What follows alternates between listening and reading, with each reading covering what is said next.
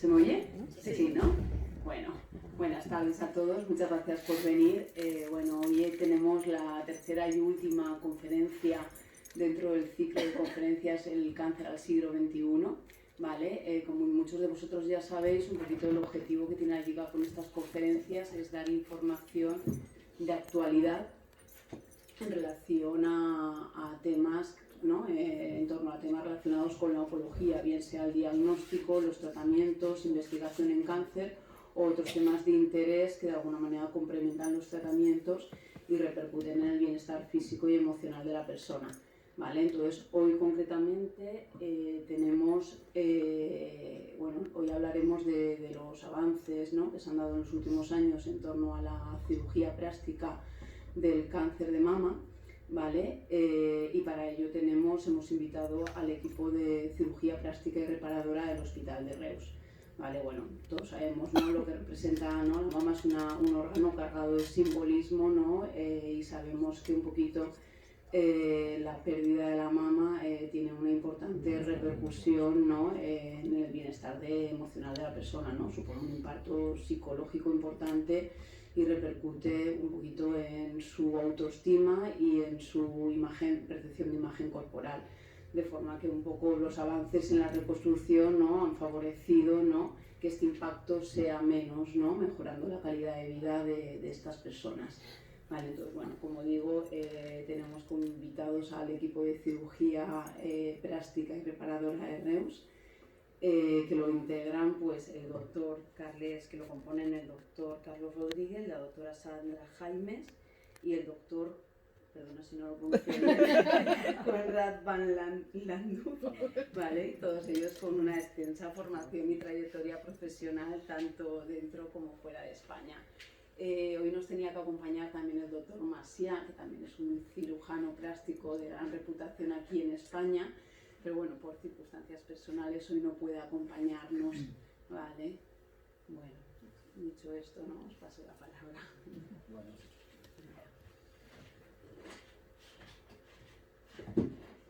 Bueno, ante todo, muy buenas tardes y perdón que voy a hablar en este castellano argentinizado y no voy a hablar en catalán por ahora.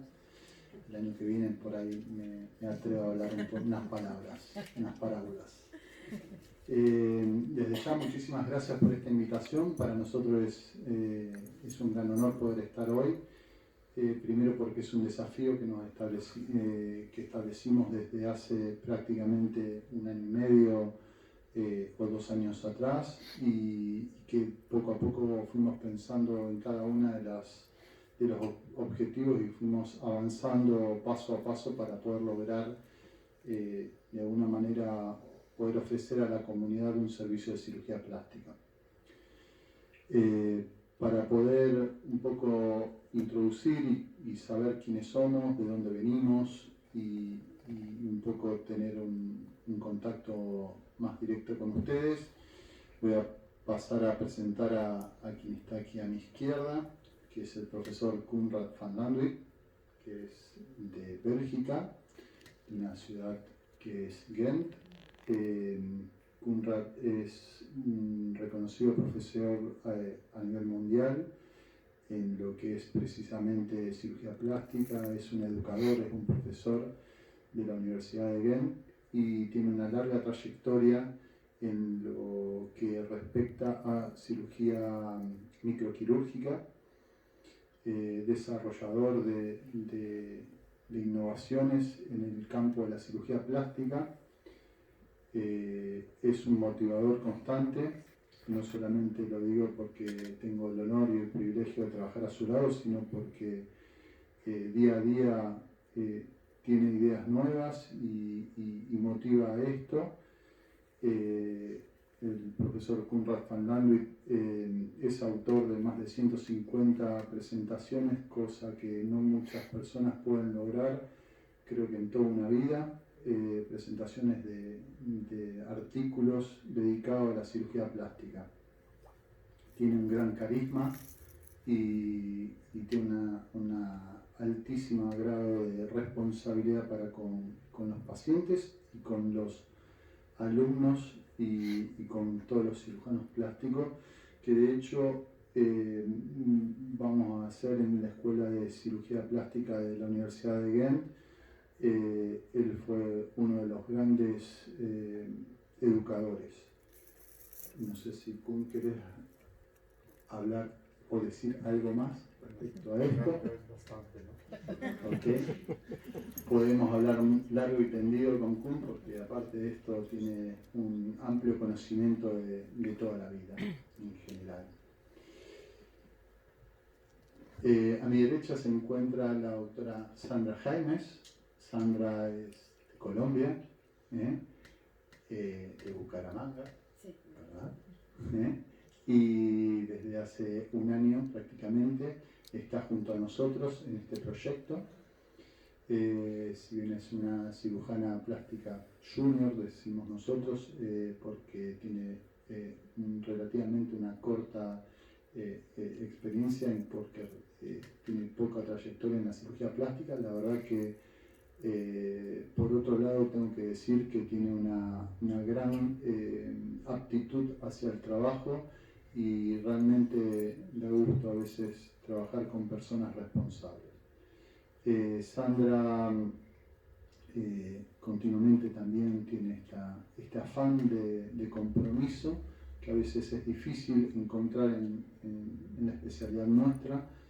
Y bueno, hoy estamos agradecidos que también esté con nosotros y haciendo también de alguna manera transformación, venirse desde Colombia, algo que tampoco aclaré con Kun, que a su última etapa de su trayectoria como médico en la parte práctica, vamos a decir, ha decidido venirse a vivir a España. En el carril, vamos a tener el lado opuesto, Sandra hizo lo mismo, pero desde el punto de vista desde apostar a un futuro, y bueno, hoy la tenemos aquí con nosotros.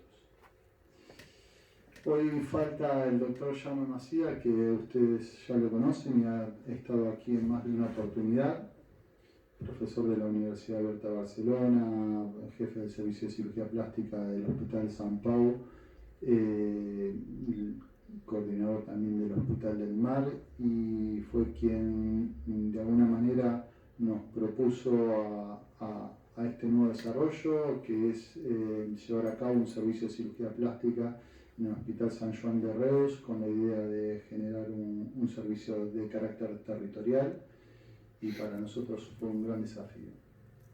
Quienes hablan, Carlos Rodríguez, soy cirujano plástico argentino, que decidí junto a mi familia, después de haber sido parte del máster de reconstrucción estética y oncológica mamaria que dirige el doctor Macía, que es uno de los profesores del doctor Konrad van Langen, apostar a este proyecto del servicio de cirugía plástica y venirme de mi ciudad natal de Rosario aquí a trabajar al Hospital San Joan de Reus. Sin más, la idea de esto es poder ofrecer una charla, que ustedes nos conozcan, que sepan que somos un servicio, que estamos físicamente en el Hospital San Joan de Reus, y la idea, a pesar de que vamos a hablar de innovación, vamos a hablar un poco de la historia, porque no podemos desarrollar innovación si no conocemos la historia, es decir, de dónde venimos.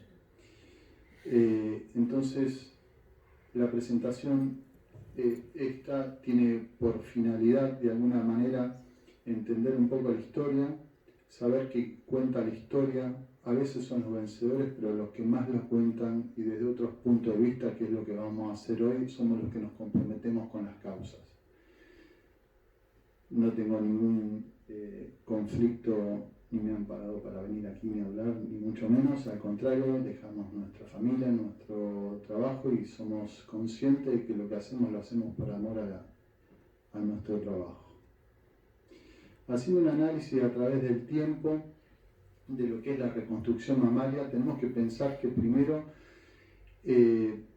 nos focalizamos en los tratamientos que se usaron en el siglo X aproximadamente, inclusive antes, sobre lo que se llamaba realmente el tratamiento quirúrgico de la mama, es decir, el tratar el cáncer de mama era simplemente tratar de buscar una solución a un tumor, a una tumoración que aparecía en la mama, y que las herramientas que se contaban en ese momento eran cruentas, eran agresivas de alguna manera, y que tenían que ver con la resección o amputación, y por eso el nombre de amputación mamaria, y después la cauterización de esa mama, ese lecho cruento que quedaba de alguna manera sangrante. Entonces, esto fue un poco entender cuáles fueron los primeros tratamientos oncológicos que se hacían con respecto al cáncer de mama.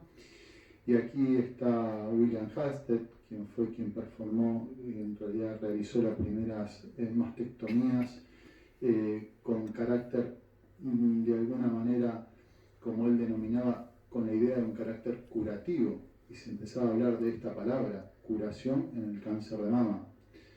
William Hasted lo que tenía como característica es que la resección que se realizaban eran resecciones amplias que comprometían no solamente a la mama, sino que comprometían al músculo pectoral mayor, músculo pectoral menor, inclusive toda la cadena ganglionar linfática. Entonces, estas resecciones amplias de alguna manera tenían una situación y un problema, que era cómo tratamos esta secuela, qué hacemos para poder resolver la secuela quirúrgica del cáncer de mama.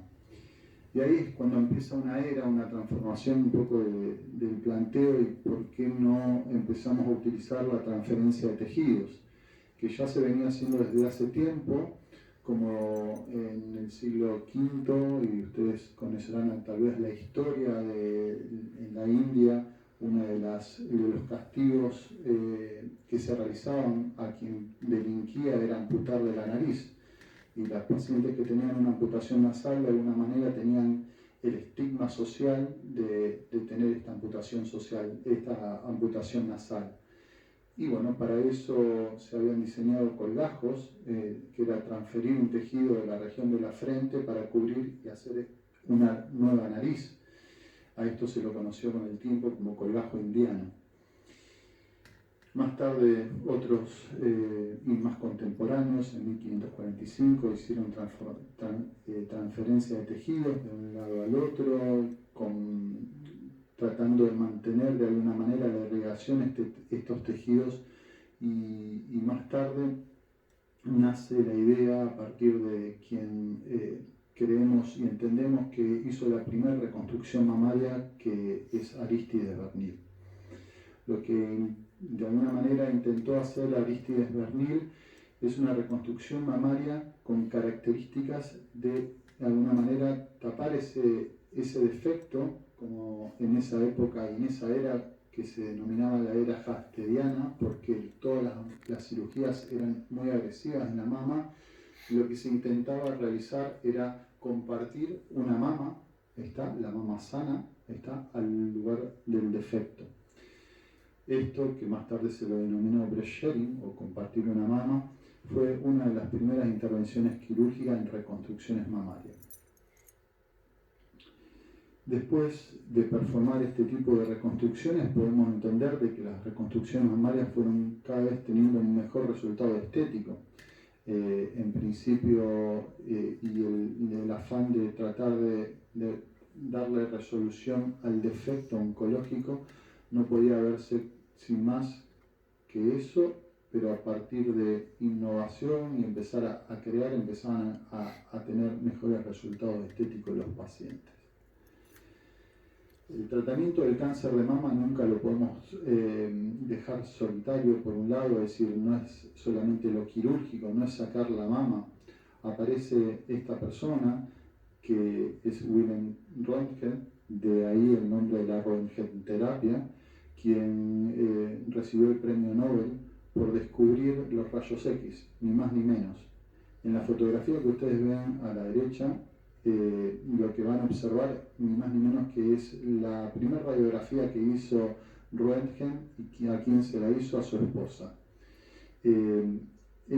Con esto no solamente aparece de alguna manera innovación en el diagnóstico, sino también en el tratamiento, porque prácticamente unos años más tarde este matrimonio, Pierre y Marie Curie, lo que desarrollan es el tratamiento de radioactividad sobre el cáncer de mama.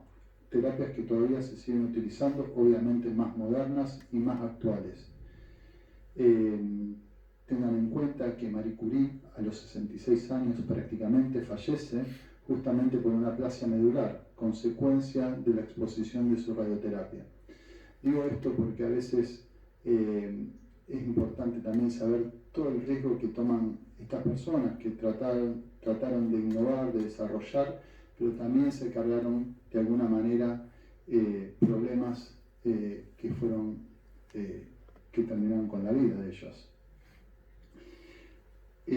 Importante también señalar desde el punto de vista quirúrgico, y esto fue un poco lo que empezó a verse como un afán de tratar de darle volumen a una mama, es lo que hizo Vincent Cerny, que fue quien de alguna manera, a través de la transferencia de un lipoma de la región lumbar hacia la mama, generó o intentó generar un volumen mamario.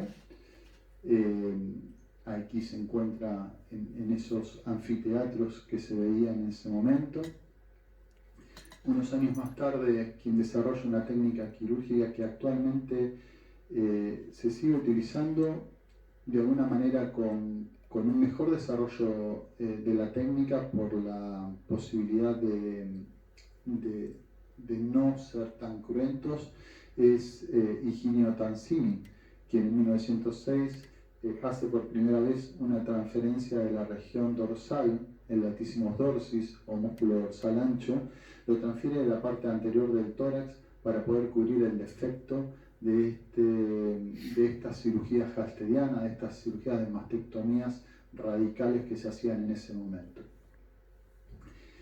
Entre la Primera y la Segunda Guerra Mundial, y con los efectos que se producían por las actividades químicas de las bombas, aparecía en la ciudad de Bari, y de hecho ahí fue cuando aparece una situación muy particular, los efectos que producían la quimioterapia. Es decir, a través del gas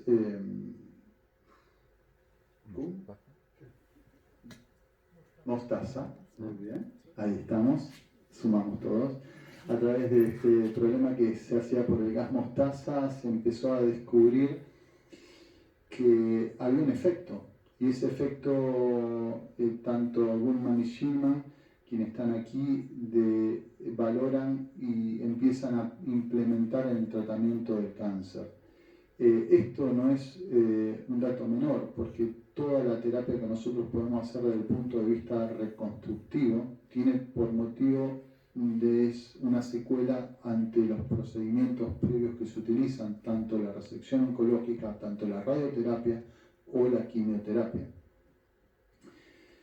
Uno de los elementos que se empezó a utilizar inclusive para la reconstrucción mamaria fueron estos primeros implantes de silicona, que fueron descontinuados del mercado de la FDA, después volvieron a ser introducidos en Estados Unidos, y después aquí en Europa también tuvieron tantos idas y venidas, pero al fin y al cabo hoy en día son una herramienta que se utilizan para la reconstrucción mamaria.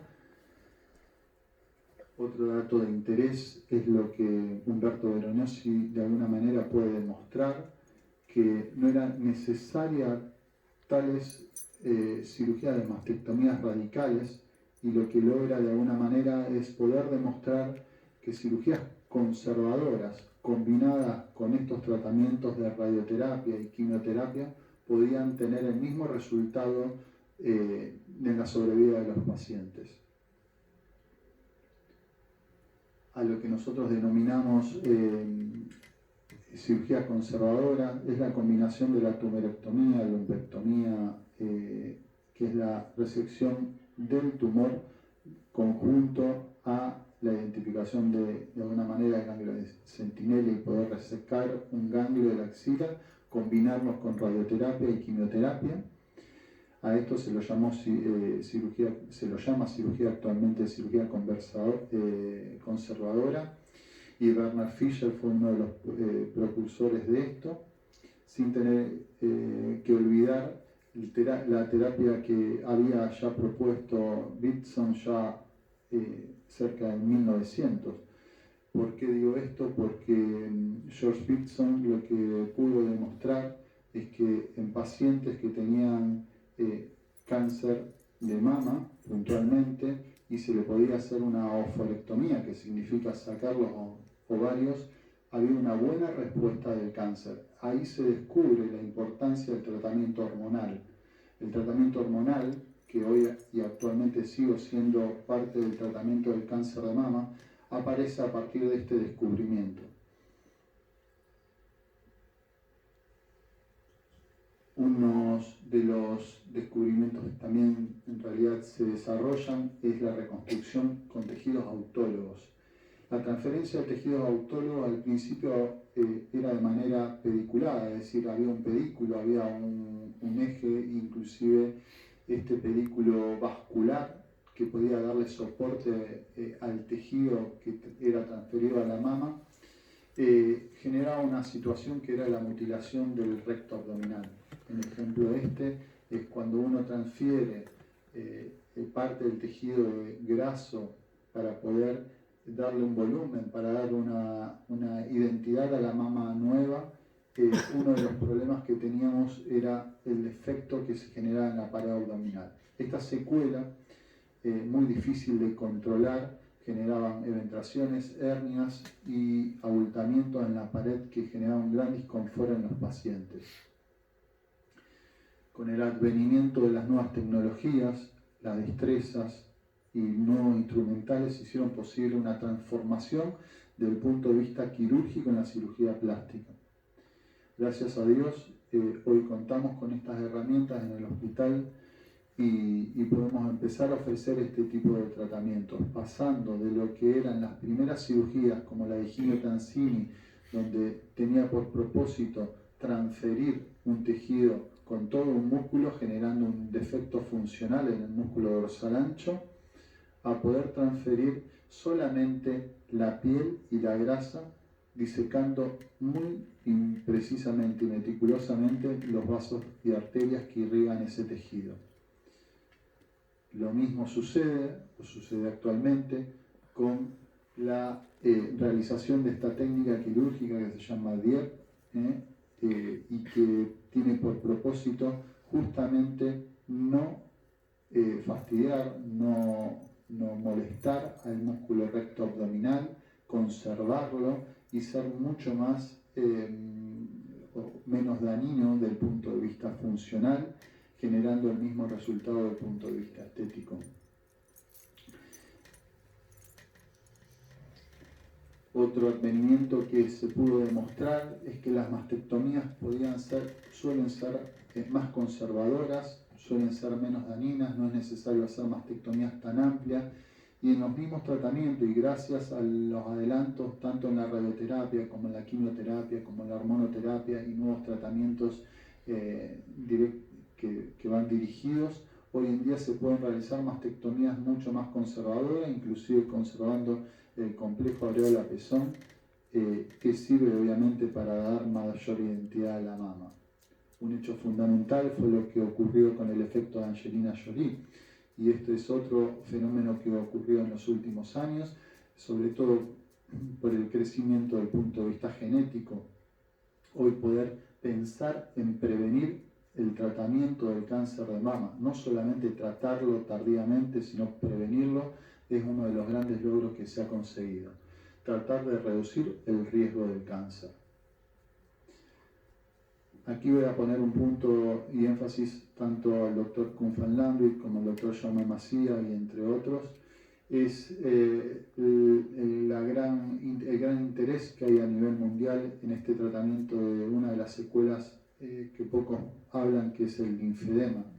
Hoy en día se pueden contar con terapias para el linfedema, tanto anastomosis linfática venosa como transferencia de ganglios, como liposucción en los casos de hipertrofia grasa, y la verdad que esto ha dado o ha abierto o ha dado pie para poder dar solución a una de las secuelas que más incomoda a los pacientes y que más invalidante hace a un paciente. Para ir concluyendo y no ser tan largo en el día de hoy, la pregunta que nos hacemos todos: ¿tratamientos menos invasivos, tratamientos más dirigidos, mayor sobrevida? Sí, sí a cada una de estas preguntas. ¿Por qué? Porque hay planes integrales de atención para lograr la supervivencia en el cáncer de mama, porque se pone todo y cada una de las partes. En los últimos años vemos adelantos tecnológicos como cirugía robótica en el tratamiento del cáncer de mama y en las secuelas, y porque se puede lograr la curación del cáncer de mama, se puede tratar con éxito la secuela del cáncer de mama. Diría que sí, hay que luchar, hay que proponérselo. Las cosas hay que proponérselas, y cuando uno se las propone, las cosas suceden, como apareció con nuestro servicio. Hace un tiempo atrás no había un servicio confirmado de cirugía plástica en el Hospital San Joan de Reus, y hoy podemos decir que tenemos un servicio disponible para la comunidad. Así que muchas gracias por la atención.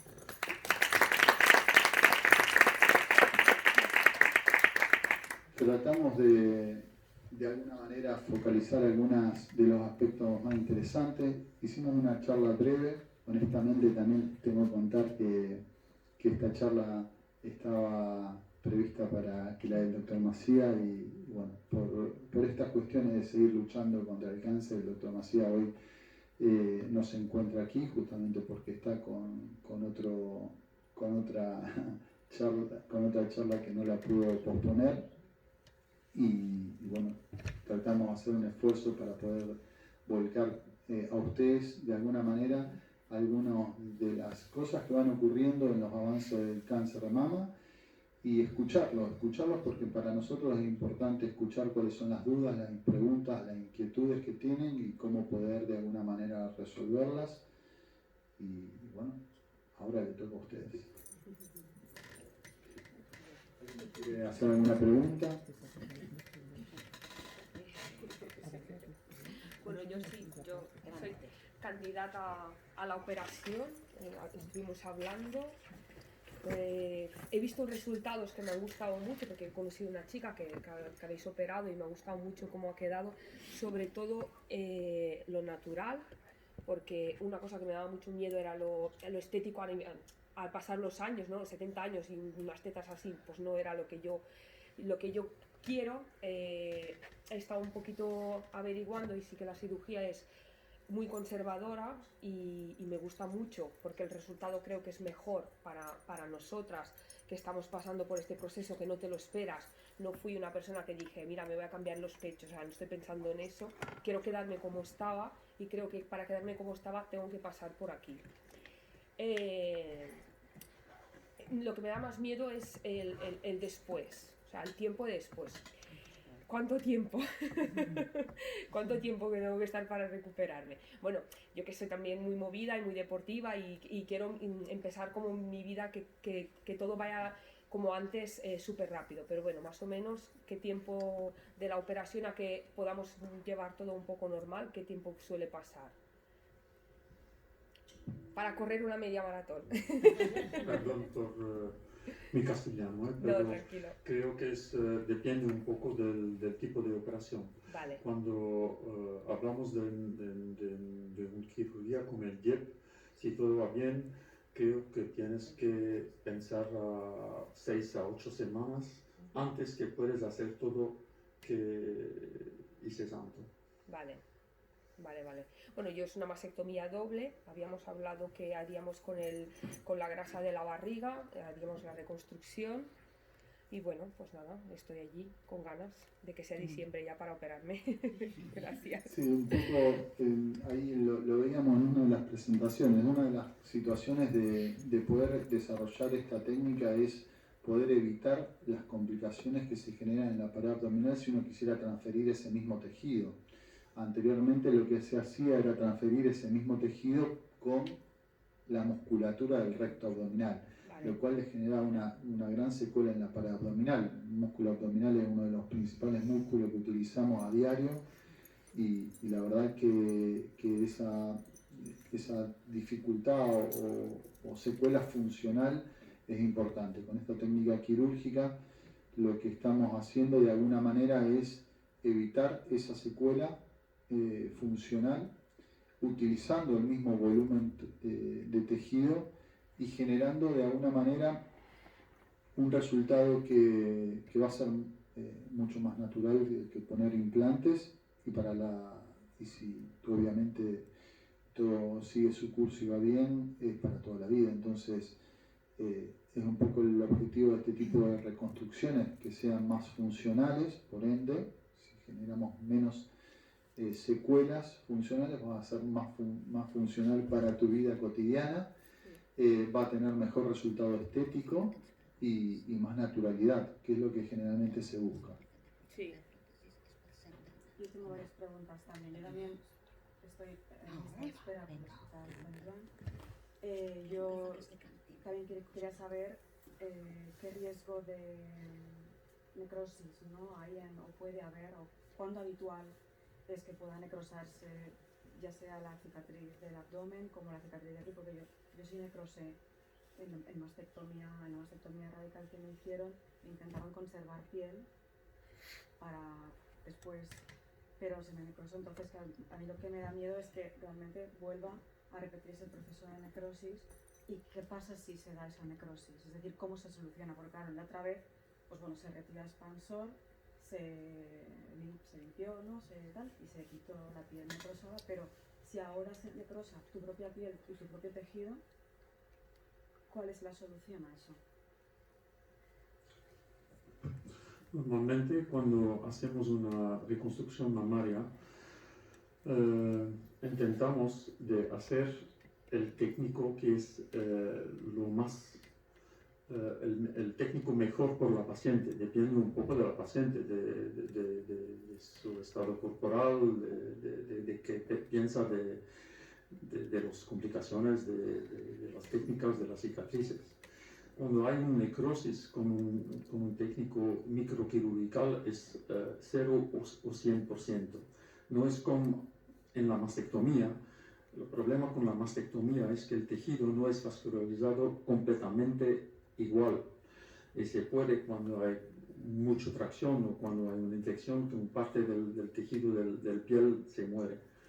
Con un técnico microquirúrgico depende del técnico, porque tenemos que juntar vasos que son muy pequeños. Y normalmente, después de la intervención, hace algunos días, se puede ver si todo va bien o no, pero es 100%. Cuando cuando hay una complicación y hay un necrosis del tejido que hemos transferido, creo que tenemos que quitarlo completamente y hacer un otro técnico. Todavía hay otros técnicos, hay otras maneras, pero no la mejor manera. La mejor manera vamos a hacerlo en primero. Y después, cuando hay problemas, normalmente con transferencia microquirúrgica, estadísticamente hay un 95% de resultados buenos. Pero se dice que hay 2 o 5% de casos donde no funciona. Y en estos casos tenemos que hacer otra cosa, pero tienes que saber que hay todavía otras maneras de hacer un resultado. Sí, y agregando a eso también es que a veces cada paciente lo individualizamos, es decir, no es lo mismo un paciente que tenga algún factor de riesgo para esto, por ejemplo el fumar, vamos a entender, pero es un ejemplo, ¿no? No es que uno fume, digo, pero cada paciente puede tener algún factor de riesgo más predisponente o no que otro. Entonces eso también son condiciones que de alguna manera se ven en los postoperatorios, en las circunstancias. Así que si uno lo puede predecir, obviamente también sabemos que cuando hay una complicación le toca al paciente el 100%, por eso para nosotros también los pacientes tienen que estar preparados para lo que es la etapa o el proceso de reconstrucción.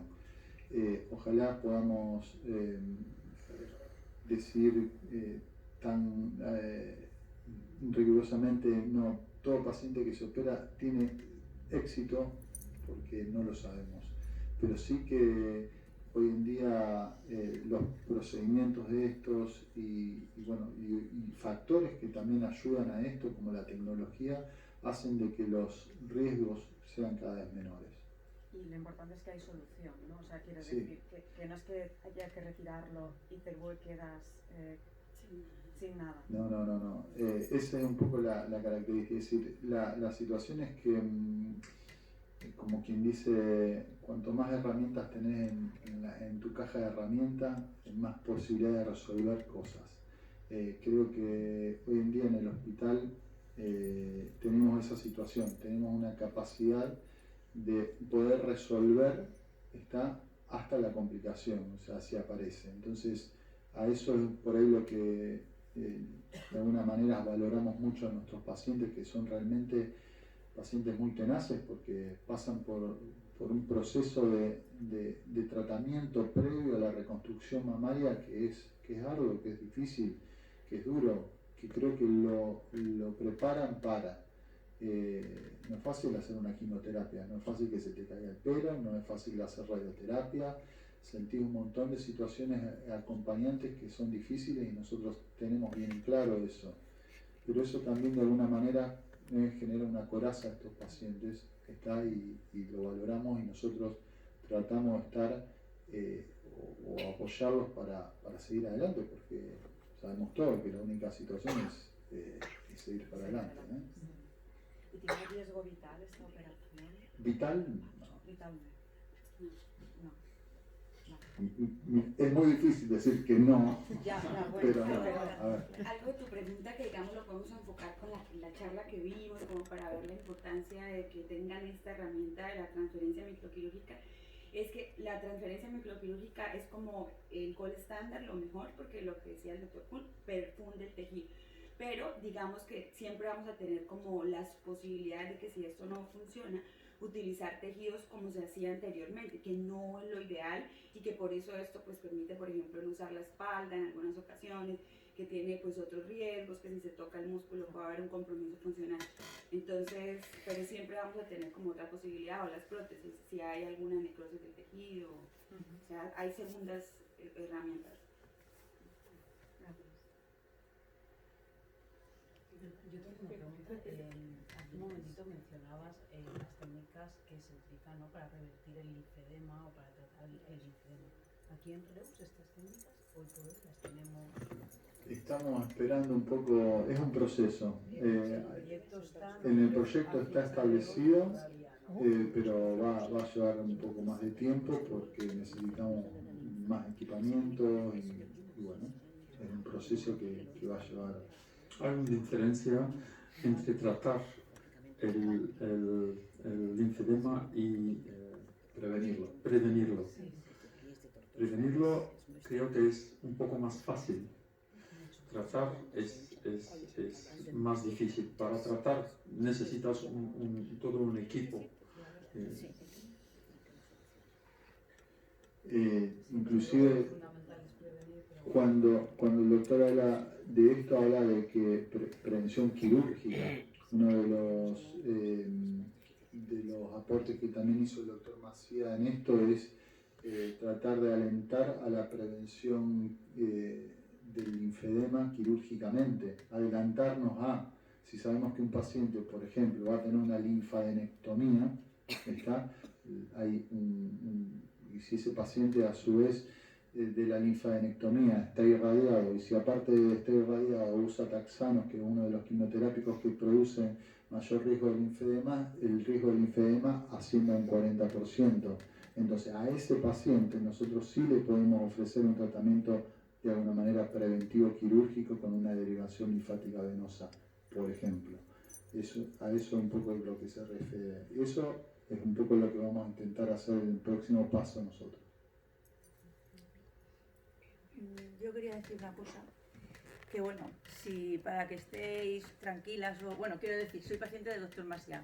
Entonces hace 10 años, casi 12 ya, que me operó. Yo era la paciente que tenía linfedema, tenía de todo durante 10 años, lo tenía todo en contra, o sea, muy difícil quitarme el linfedema. Yo fui a su consulta por el linfedema, pero una vez allí, pues él me habló de la reconstrucción y tal, y bueno, me lo hizo todo. O sea, linfedema, me hizo reconstrucción mamaria con el DIEP, y trasplante de ganglios, anastomosis, todo, me quitó todo, me lo hizo todo. Entonces estoy súper contenta, te lo digo porque, no sé, igual no era el momento, pero como he visto que estabas indecisa y tal, decirte que bueno, me operó en el 2011 y estoy encantada. O sea, hago vida normal, yo tenía un brazo súper grande, Beatriz me conoce, y bueno, me operó, me hizo unas anastomosis, me hizo trasplante de ganglios. Eso es una cosa que no tiene que ser, pero sí que es una cosa que, claro, tenemos Tienes todo que el mundo en saber. la cabeza y es como, ¿y si pasa eso, qué? Yo tenía todo este miedo también, incluso cuando fui a hacerme las pruebas para la operación, intentaron casi quitármelo de la cabeza porque el anestesista me dijo, ya sabes dónde te vas a meter. Cuando salgas de la operación, estuve 11 horas de operación y me dijo, ¿sabes dónde te vas a meter? Porque esto no va a ser fácil. Tú ahora estás bien, yo fui bien, como tú puedes estar ahora. Y me dijo, cuando salgas de la operación vas a salir una mierda, porque te va a doler todo. Yo estuve 3 meses durmiendo sentada, porque claro, yo llevaba una cicatriz de cadera a cadera. Pero que es que merece la pena, de verdad. Y estuve fajada, estuve mucho tiempo, pero con alegría. Quiero decir, yo todo eso ya lo sabía que me iba a pasar. Entonces, pues estaba pasando un proceso que yo sabía que lo iba a pasar ya. Entonces, pues nada, es duro, no es un caramelo, tienes molestias, pero se sale muy bien y bueno, y no tuve ningún problema ni nada, ¿eh? O sea que muy bien. No, esa es la fuerza que tienen los pacientes. Bueno, si quieres, es fantástico. tienes que pasar por ahí. Claro, es fantástico, por eso digo, es la fuerza de un paciente. Es para que os animéis, que veáis que... Porque no había solución para el linfedema cuando a mí me operaron del cáncer de mama. Se te hinchaba el brazo, tenías un brazo así y te tenías que acostumbrar toda la vida con el manguito, rehabilitaciones cada cierto tiempo y ya está. Entonces, pues bueno, te acomodas o quieres decir, bueno, pues al final la idea es lo que te ha tocado y ya está. Pero cuando yo conozco al doctor Masia y me explica y me dice, empiezo a mirar y dices, ¿por qué me tengo que conformar? Claro que sí, muy bien. O sea, que ánimo. No, sí, yo estoy súper ilusionada, yo ya tengo ganas de ir, de Sí, venir. yo me he operado el doctor Macià y el doctor Pons en Sant Pau el 21 de diciembre y a las 8 semanas ya tiré la faja, todo. Perfecto. Tú haz caso técnica de todo 10. lo que te digan. Si te dicen que no tienes que hacer, no lo hagas. Si tienes que hacer, tú hazlo. Pues vale. Sí, tú tranquila. Tienes que escucharles. Sí. Ya está. Muy bien.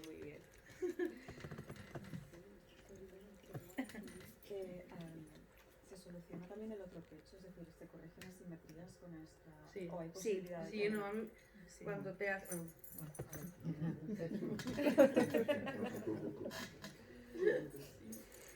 Bueno, siempre, cada caso lo individualizamos siempre.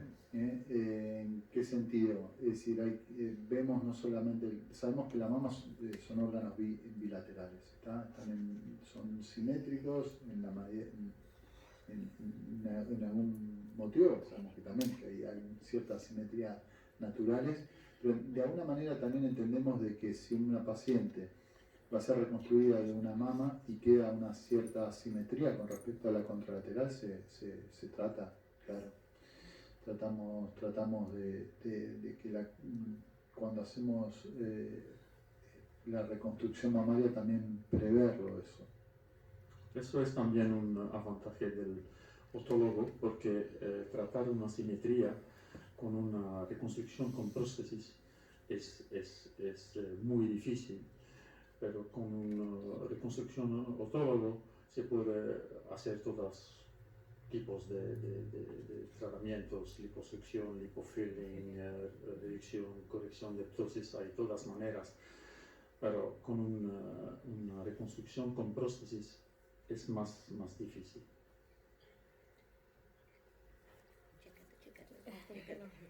Yo hace 2 meses que me han hecho reconstrucción con prótesis en Barcelona Luego yo en su momento dije que, bueno, estaba dudando mucho para hacerme la simetría con la otra porque no tenían el estudio genético, el resultado del estudio genético, y tengo una tía, la hermana de mi padre, que también pasó por lo mismo, y al final dije que no.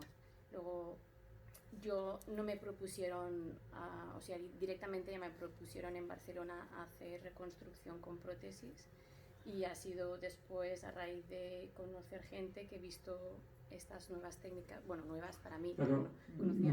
no es que ¿Es no mejor, puede, peor? no es que no puede hacer una reconstrucción buena con una prótesis, ¿eh? Hay pacientes que la solución de prótesis es mejor que el otólogo, depende del paciente. Lo único que digo es que es muy más difícil hacer una simetría cuando tenemos que operar un pecho. Cuando tenemos que operar las dos, claro que sí, cuando puede hacer el mismo técnico de dos lados es más fácil, pero hacer una simetrización cuando hay una reconstrucción con prótesis de un lado y hacer la simetrización del otro lado es más difícil. Es seguro en el tiempo, porque van a cambiar. Sí, van a estar diferentes, van a mantenerse diferentes. Y en mi caso, que por ejemplo, la simetría, ¿cómo se debería hacer también con prótesis? ¿La simetría o asimetría? Simetría. Las dos iguales. Para que queden las dos iguales. Sí. Creo que en primero tienes que entender el resultado del examen genético. Es negativo. Es negativo. Esto lo sé de hace recientemente y... Ok, en este momento tienes que ver su cirujano plástico y hablar con él o con ella qué van a hacer, qué proponen. Pero ya no es necesario hacer... No es necesario, no es necesario. No. Tendrán que valorarte. Depende un poco cómo se siente con la reconstrucción con prótesis. Hay pacientes que van muy bien, hay otras que han muchos problemas. Depende un poco cómo... Sí, sabemos que pacientes que tienen radioterapia no son muy amigos de la prótesis. ¿Está? ¿Por qué? Porque la prótesis es un tejido de alguna manera inerte, es un tejido sintético de silicona que se implanta, ¿verdad? Entonces, cuando se coloca en un sitio que esté irradiado, quiere decir que está de alguna manera quemado por la radioterapia, no hay buena vascularización y entonces el tejido no resiste a ese tejido inerte. O sea, el tejido propio dificulta y genera ciertas asimetrías, contracturas más frecuentemente que esto. Por eso hay que valorar a cada paciente de manera individual, esto que hablábamos. Si en tu caso particular no tuviste radioterapia, está solamente la mastectomía, tenés colocado un implante, hay que ver dónde está colocado ese implante, si detrás del músculo, por delante o por detrás del músculo. Si está por detrás del músculo puede tener algún problema, que es la animación, que es un poco que se mueva por el efecto del músculo, puede generar a veces un poco más de dolor, menos, hay que valorar cada caso en particular. Ahora, si esta mama es de características normales, vamos a tener natural, tiene una caída, tiene una diferencia y asimetría muy evidente, algo hay que hacer, ¿está? Siempre algo hay que hacer. O subimos esta para compensar con respecto a la contralateral, o a esta la transformamos en una reconstrucción natural.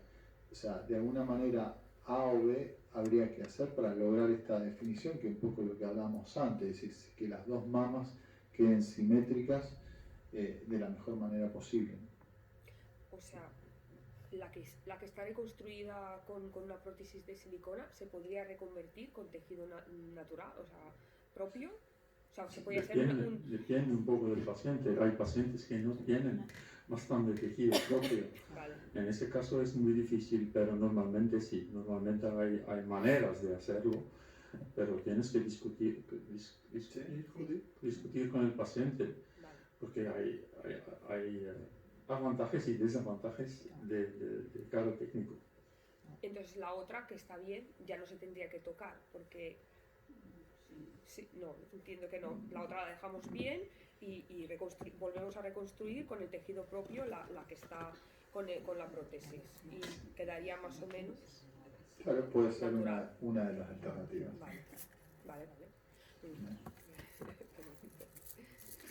Una de las cosas que preguntó el doctor es si hay riesgo genético, esto del efecto Angelina Jolie, esta cuestión de que si hay un eje, ¿por qué? Porque es preferible de ahí hacer una mastectomía contralateral con colocación de implantes contralateral también, entonces ahí va a quedar simétrico los dos implantes, pero esta cuestión de que de un lado implante, de un lado natural, puede generar más asimetría de lo habitual.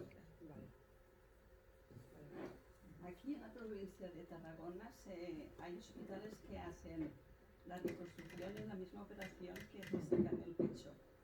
No lo sé si no se hace, pero ¿están ustedes de acuerdo con esta técnica? ¿Es posible? ¿No es posible? ¿La recomiendan o no? Muy buena pregunta. Kun le va a responder. Cuidado. Y luego depende un poco del paciente. Hay pacientes que necesitan un tiempo para pensar. Hay pacientes que del primer momento deciden que no puede hacer con esto, vamos a hacer una reconstrucción inmediata. Y creo que yo soy proponente de una reconstrucción inmediata. Lo propone. Sí. Lo propone. Sí. Aunque haya que hacer la terapia después. Eso. Sí. Yo he pasado por la mastectomía. Yo creo que ya es bastante choque emocional y de todo en una paciente que te sacan el pecho y que tengas que pensar, ahora me sacan el pecho, igual me tienen que hacer quimio, igual me tienen que hacer radio, y si me la ponen y la radio, te haces aquí un catiburrillo. Bueno, estoy de acuerdo, pero creo que depende un poco del paciente. La única que no puede ser es que los pacientes no saben que hay este tipo de posibilidad. Tienen que saber que hay una posibilidad de hacer la reconstrucción inmediata. Si no quieren, no hay problema. No hay problema, podemos resolverlo. Por tanto, I have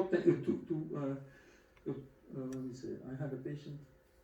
Tuvo un paciente que hace 20 años tuve una mastectomía. Cada año viene a verme para discutir un poco de técnicos, y hay nuevos técnicos, y yo sabía que nunca va a hacer una reconstrucción, pero es ok, es normal, podemos discutir, podemos hablar de eso. Pero creo que si hay una posibilidad de hacer una reconstrucción inmediata, es el mejor técnico. ¿Ustedes lo recomiendan? Sí. Yo le voy a contar una historia mía. A los 7 años a mí me operaron de apendicitis. ¿Está? Bien, qué suerte. Y en ese momento vino el cirujano, le dijo a mi madre, lo llevo a quirófano, lo opero de apendicitis. Bueno, nada, se hace lo que dice el cirujano.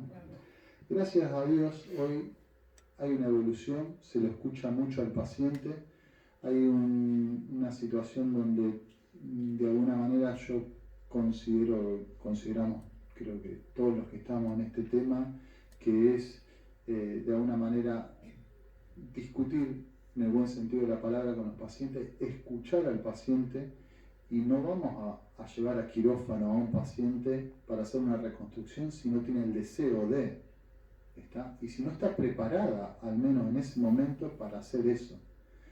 Le daremos las herramientas, la fuerza, por eso hoy contamos con psico-oncología, con un montón de equipos alrededor, el mismo apoyo emocional que generamos nosotros, los ginecólogos, y la explicación que damos. Es decir, los pacientes no tienen que ir con miedo al quirófano, pueden ir con cierta ansiedad, ¿verdad? Porque eso lo tenés, pero darle las herramientas que nosotros tenemos, y una de esas herramientas en el avance, que no se muestra en esta diapositiva o en esta presentación, es el tratamiento multidisciplinario. Aquí adelante están parte de nuestro equipo de trabajo, que es la enfermería, y están más horas los pacientes a veces con Tere, con Cristina y con los chicos acá que con nosotros, y ellos le dan un apoyo emocional tremendo a los pacientes.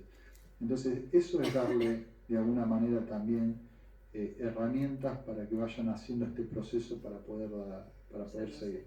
Lo sé, en Reus lo sé porque hace muchos años que también soy voluntaria. Lo que pasa que eso, cuando, en uno de los hospitales de aquí de Tarragona, no voy a nombrarlo, no digo que lo impongan, pero casi. O sea, nos han venido a las tenemos grupos de apoyo, mujeres que dices que prácticamente no me dieron opción. Claro, entonces te quedas que dices, tú deberías poder decir, ¿me lo hago o no me lo hago? Yo siempre les he dicho que no se lo hicieran, por eso les he preguntado, porque es que todo lo que te viene después, aparte de que es nuevo, para el paciente es nuevo, es la primera vez que te encuentras con un cáncer, mastectomizada y que quimios, radios, y dices, ya tengo bastante como estar pendiente de que se me queda bien, de que se me queda mal, de que si el colgajo, que si de la espalda, que si de la pancha, ¿sabes? Y por eso les preguntaba que si ustedes lo apoyan, porque supongo también que esto cada vez avanza más, como toda la cirugía que ha avanzado mucho, ¿no? Para poderles decir, pues, si tú tienes confianza en el médico, en el cirujano plástico, y te dice que sí, adelante.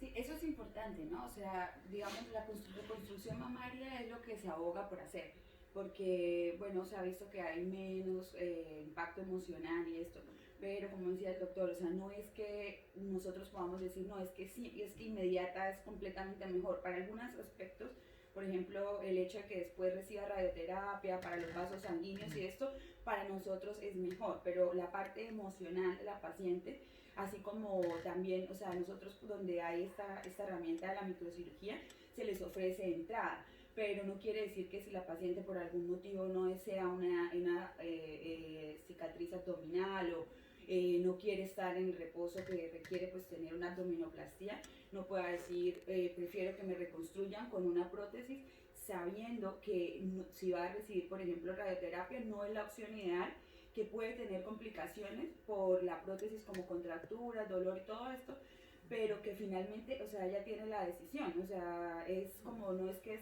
siempre haya como una línea, sino también depende de los casos.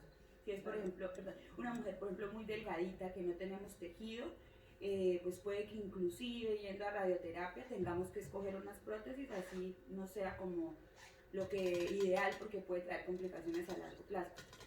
Pero que si hay para ahogar, pues siempre en la inmediata, porque muchas tienen un impacto emocional importante, pero siempre pues está abierta al deseo de la paciente. La recuperación también es más larga, si te haces... Però ella té de saber on va, no? Per això, per exemple, bueno, parlo de Reus, no? Sempre que se diagnostica una neo de mama que es té de fer una mastectomia, se parla amb ells, amb la senyora, i ella es decideix i es proposa el cas. Claro, ella sempre té l'última paraula, no? Però vull dir, el moment que diagnostica... No parlo de res. No, ja ho sé d'on parles. No, però vull dir, una vegada ser diagnosticat per la part de ginecologia, que és qui ho porta a la unitat, fan la consulta amb ells, no? I la senyora moltes vegades, si és veritat, es fan dubtar, no? Perquè t'acaben de dir, tens un càncer, tenim de treure el pit, i què més? Depende también de las edades, porque... No creguis, però hi ha d'edats de tot. Tenim senyores de grans que ho volen i de joves que no. Jo deia d'edats de noies joves que tenen a casa nens i que a lo millor fan, vull estar bé perquè tinc feina, tinc... És aquell moment... Sí, depende. depende de la edad, porque, pero no por el técnico. El técnico es lo mismo por la edad. No hay más riesgos no, pero siempre depende de la edad del mental. Y la información también. Es muy importante esta información hacia les pacientes. Home, per exemple, els que van dient, nosaltres li ensenyem la ferida d'aquí a aquí, perquè hi ha senyores que, per molt que surtin de parlar, se pensen que me trauran un trosset d'aquí i me'l posaran aquí, no? Com una cesària. I quan li dius, doncs no, pensa que aniràs d'aquí a aquí, tindràs de fer això, però bueno, és el que deia ell, no? Que quan informa si saben on van, les ho tenen clara, vull dir... Bueno, no és també per No, és molt, sí, la informació que tenen. No? I clar, vull dir, sempre una mica, també crec que és important és que tothom anem amb la mateixa línia, ¿no? Y que todos digamos lo mismo y el apoyo sea el mismo. Penso, a mi me van operar el 8 de setembre amb pròtesis i als 15 dies estava a Festa Major de Reus, Sí, I faig vida normal, condueixo, vaig a treballar, faig vida normal. M'he trobat perfecta, tinc nens petits, jo també, però a mi a Barcelona, en Barcelona ya no me lo propusieron otra cosa, me dijeron, tienes cáncer, te operamos y ve a hablar con el cirujano plástico. Así que fue un shock, yo en 15 días tuve que asimilarlo todo, pero leí referencias del cirujano, vi que todo eran muy buenas recomendaciones y con él sí que me habló poco, yo quizás necesitaba más, pero al final confías en el doctor y yo no he tenido 0 complicaciones, ya estoy pensando en hacer la otra. Y yo en mi caso, muy bien todo. Mejor para las que vengan. Hola, buenas tardes. En mi caso, bueno, mi mamá es tan sana. En mi caso sería el de Angelina Jolie. Ya hace 3 años y medio que me operaron de los ovarios y ya me dijeron, me hicieron el estudio genético y salió positivo. Y ya me dijeron que, bueno, que me fuese pensando y valorara en la posibilidad de operarme. Ya estoy en lista de espera, no sé cuándo, no tengo fecha, pero estoy en lista de espera y me comentaron que la operación sería lo de la grasa del abdomen al pecho, cosa que desconocía y sí conocía lo de la musculatura, que las referencias que tengo no han sido positivas por esto que han dicho de que de que la mama se deforma, se necrosa, pero me comentaron que sería el tema de la grasa y demás. La pregunta sería si el proceso quirúrgico es el mismo que cuando, o sea, pues serían las 2 mamas al mismo tiempo. Supongo la operación me imagino que es más larga que cuando es prótesis y demás, y si las visitas que tendría anteriormente antes de la operación, si tendré más visitas para poder resolver las dudas que tengo. O sea, pero yo sé que estoy en lista de espera, que me llamará para darme fecha, pero claro, no sé cuál es el camino. Por decirlo de alguna manera. Desde que empezamos nosotros a trabajar en el hospital, una de las cuestiones que teníamos es que primero heredamos de alguna manera una lista de espera muy grande. Entonces, claro, salir a dar respuesta a esto, te encontrabas con que había pacientes que por ahí nos conocíamos. Entonces nosotros rigurosamente a todos los pacientes que llevamos a quirófano o que vamos a acompañarlos a quirófano, vamos a verlo antes de la cirugía e inclusive lo vamos a ver unos 15 días antes de cuando tenga su fecha quirúrgica.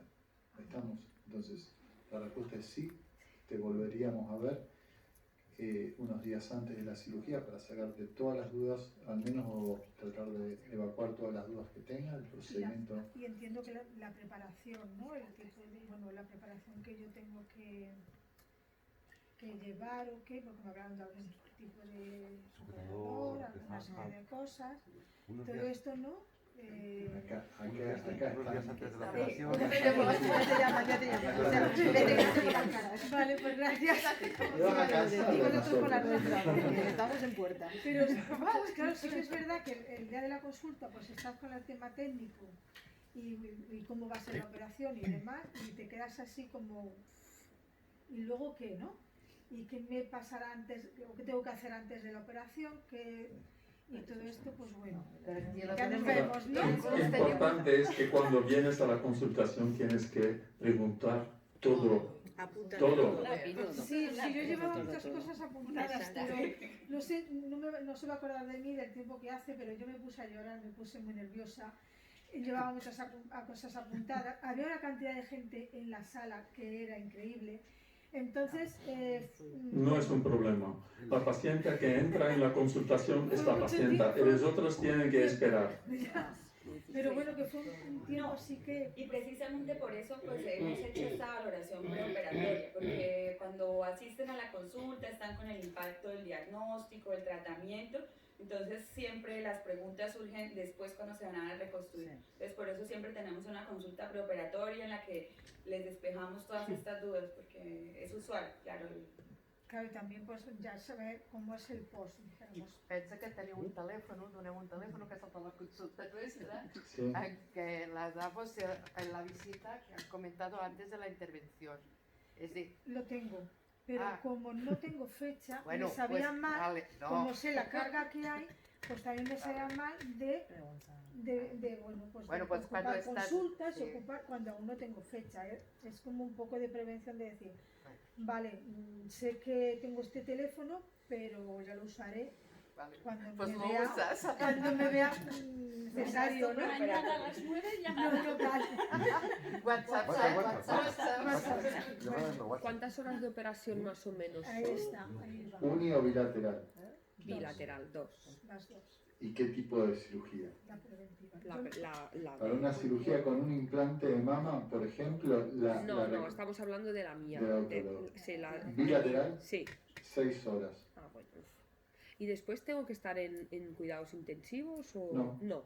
Vale, o sea, Nosotros en el hospital lo que tenemos es la reanimación. Vale. Generalmente hace una rea larga y bueno, después suben, la idea es que suban a la habitación, a la planta. y más o menos días hospitalizados. Entre 4 y 5. Vale. Con drenaje, supongo. Sí. Sí, al alta sin drenajes. La alta sin drenajes. Vale. Vale. Son excepciones que por ahí demos el alta con algún drenaje, pero en general son, ¿no? Casi ninguno. Sí. Casi ninguno. Casi ninguno. Ustedes nos dicen. Mi madre con drenaje. Es larga esta espera actualmente, sigue siendo larga. Sí, necesitamos más manos y más recursos, como todo. Sí, Ya, es que es como todo. es una pena, ¿eh? Bueno, pero bueno, sabemos que ese es un tema que por ahí no nos compete a nosotros y tiene que ver más con la salud pública. Pero bueno, ya tener un servicio de microcirugía de mama es estar casi, yo diría que a la vanguardia del mundo, ¿no? Ya. Es un privilegio pues ya contar con el trasplante tisular y bueno, es el sueño de muchos lugares también de poder tener acceso y pues la idea es crearlo y bueno,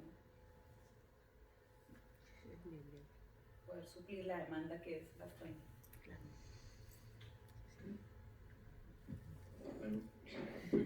Una pregunta, no he visto nunca ningún caso todavía, pero ¿y en un hombre? ¿Qué sería?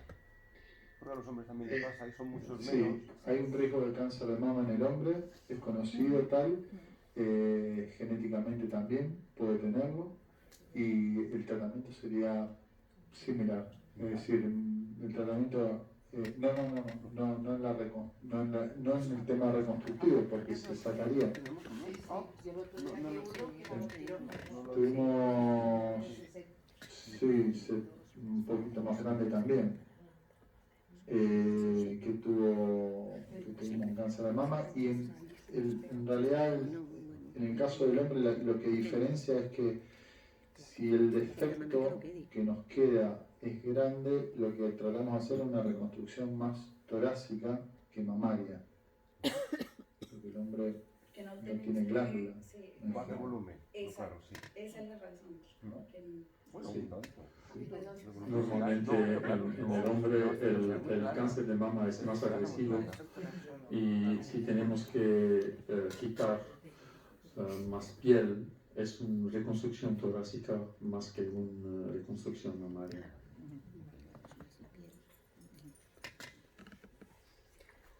Bueno, si hay más preguntas, yo creo que podemos finalizar. Muchas gracias a todos los asistentes. Gracias a ustedes.